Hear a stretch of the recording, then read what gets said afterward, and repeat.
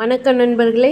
இந்த வீடியோவில் நம்ம ஒரு சுவையான காயை வச்சு தோசையும் அதுக்கு நல்ல காரமான சட்னியும் தான் பார்க்க போகிறோம்.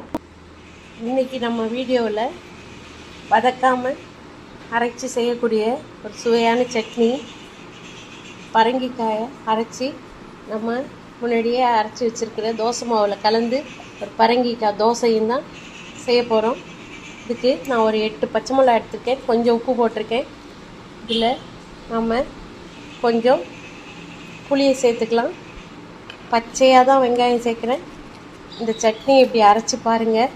அரைச்சி நம்ம நல்ல எண்ணெயில் கடுகு மட்டும் தாளித்து கொட்ட போகிறோம். தேவைன்னா நீங்கள் உளுத்தம் பருப்பும் தாளிச்சிக்கலாம்.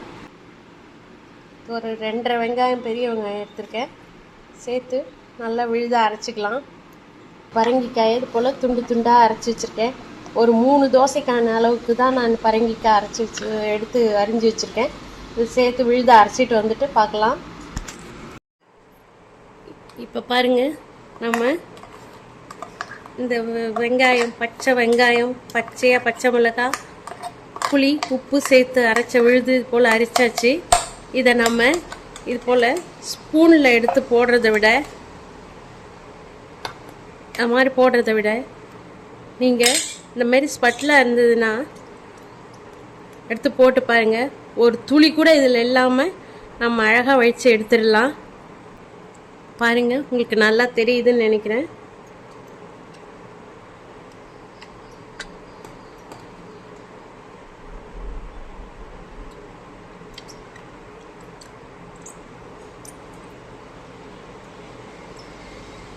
இந்த ஓரங்கள்லாம் கூட நம்ம கொஞ்சம் கூட இல்லாமல் க்ளீன் பண்ணிடலாம். கண்டிப்பாக இதை ட்ரை பண்ணி பாருங்கள். துளி கூட அதில் ஒட்டாமல், கை வச்சு வழிக்காமல் நம்ம இதை போல் ஈஸியாக செஞ்சு எடுத்துடலாம்.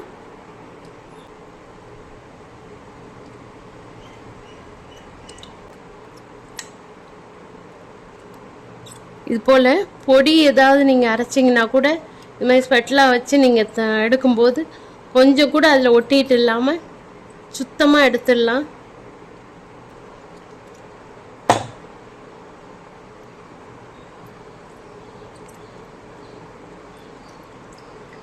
கையால் நம்ம எடுக்கும்போது கூட இவ்வளோ சுத்தமாக எடுக்க முடியாது. அதோடு இல்லாமல் இந்த மாதிரி பச்சை மிளகாய் இதெல்லாம் வச்சு நம்ம அரைச்சதை எடுக்கும்போது கை எரிச்சல் இல்லாமல் இருக்கும். கண்டிப்பாக ட்ரை பண்ணுங்கள்.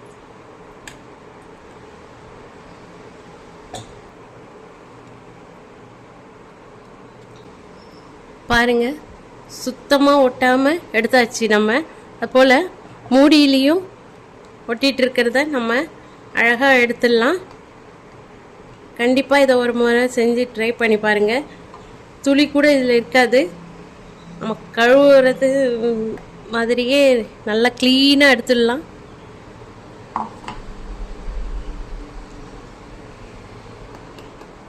எடுக்கிறது ரொம்ப ஈஸியாக இருக்கும்.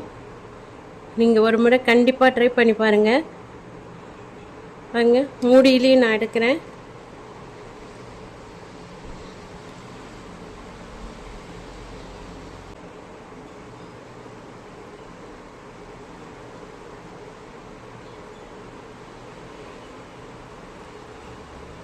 இதில் அரைச்சதுக்கான சுவடே இல்லாமல் சுத்தமாக எடுத்துடலாம். நம்ம கண்டிப்பாக ஒரு முறை ட்ரை பண்ணி பாருங்கள். அப்புறம் இதை மாதிரியே செய்ய ஆரம்பிச்சுடுவீங்க.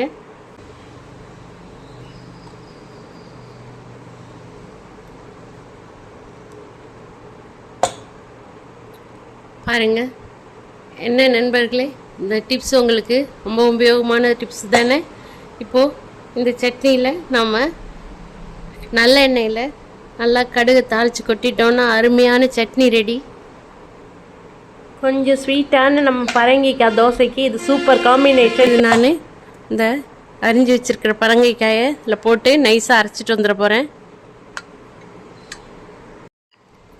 இப்போ பரங்கிக்காயும் இதை போல் நம்ம நல்லா விழுதாக அரைச்சிட்டு வந்தாச்சு. இது நான் 3 தோசைக்கான மாவு மட்டும் எடுத்து வச்சுருக்கேன், அதில் தான் கலந்துக்க போகிறேன். இதில் பரங்கிக்காய்க்காக உப்பு சேர்க்கலை நான், அதுக்காக கொஞ்சோண்டு இந்துப்பு கலந்துக்கலாம்.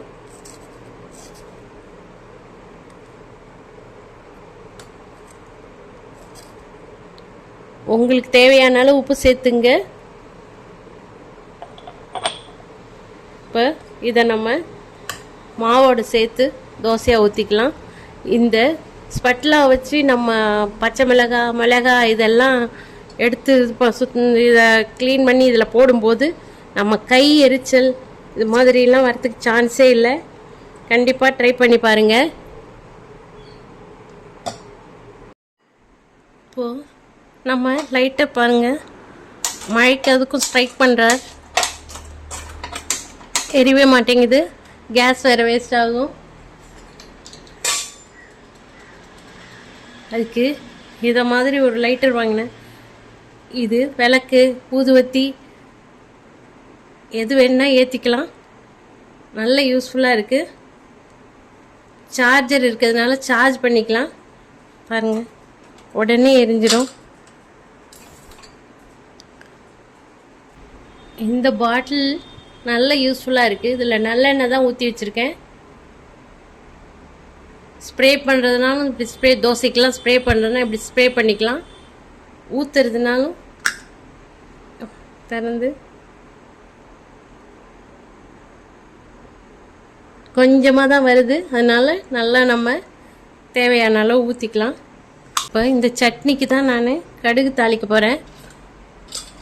மஞ்சரை பெட்டியிலேருந்து கொஞ்சம் கடுகு எடுத்து போட்டுக்கலாம். நல்லா வெடித்ததும் இந்த சட்னியில் சேர்த்துக்கலாம். அப்படியே சுட சுட கொட்டிங்க.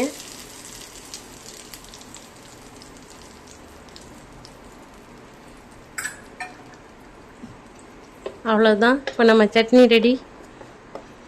கையோட நம்ம அஞ்சரை பெட்டியெல்லாம் எடுத்து வச்சிடுறேன். என் அஞ்சரை பெட்டி இப்படி தான் இருக்குது. ரொம்ப பழசு. நான் கல்யாணம் ஆனதுலேருந்தே இந்த அஞ்சரை பெட்டி தான் இருக்குது.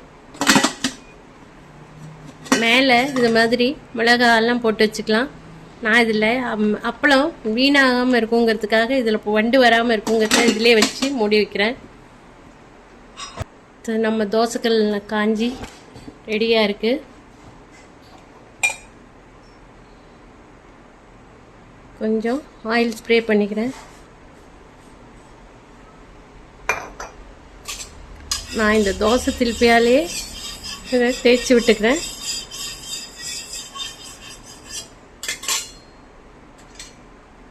இங்கே இது போல் சிலிக்கான் ப்ரஷ் இருந்தாலும் தேய்ச்சிக்கலாம்.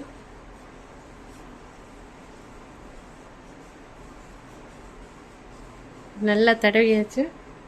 அடுத்தது நம்ம பரங்கிக்காய் தோசை ஊற்ற வேண்டியது தான். மொத்தமாக வேணா ஊற்றிக்கலாம்.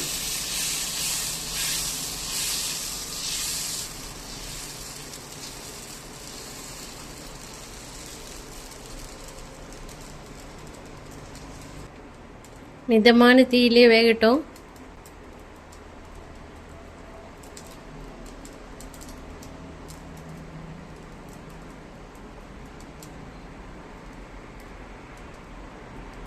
ஓரளவுக்கு வெந்துருச்சு. நான் எண்ணெயை ஸ்ப்ரே பண்ணிக்கிறேன். நீங்கள் தேவைப்பட்டால் எண்ணெய் ஸ்ப்ரே பண்ணிங்க.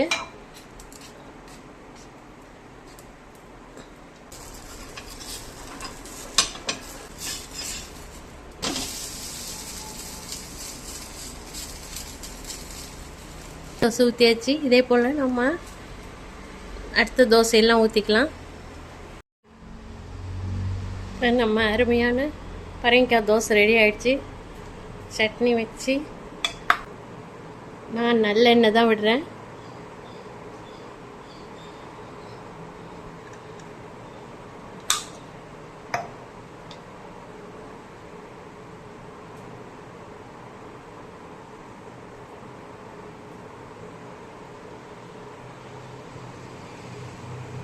தொட்டு சாப்பிட வேண்டியதுதான்.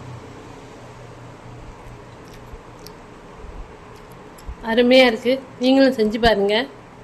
கமெண்ட்ஸில் சொல்லுங்கள் எப்படி வந்ததுன்னு.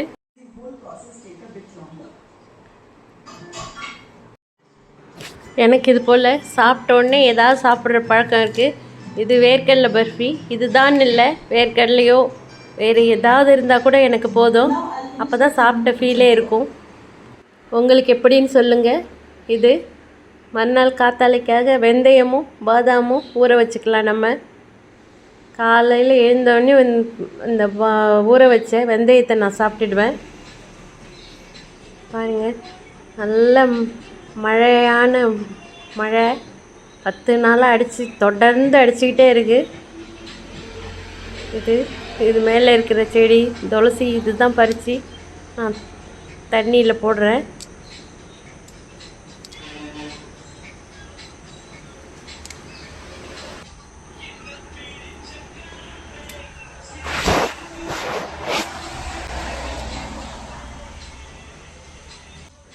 பக்கத்தில் இருக்கிறது அன்னாசி செடி தான். இதுக்கு பக்கத்தில் மிளகா பாருங்கள், சூப்பராக வளர்ந்துருக்கு, பூத்துருக்கு. எதுவும் இவ்வளோ நாளை கழித்து உயிரோடு இருக்கிறதே எனக்கு பரம சந்தோஷம். நிறையா கருந்துளசி வெள்ளை துளசி எல்லாம் இருக்குது. நான் ஊருக்கு போயிருந்தப்போ வெங்காயத்தை விட்டு சின்ன வெங்காயம் இங்கேயே இருந்தது, அது முளை விட்டுருந்து அதை எடுத்து வச்சேன். அதுவும் ரொம்ப நல்லா வந்திருக்கு. இன்னொரு தொட்டிலையும் நட்டு வச்சுருக்கேன். அதுக்கப்புறம் அதுவும் வந்துட்டுருக்கு.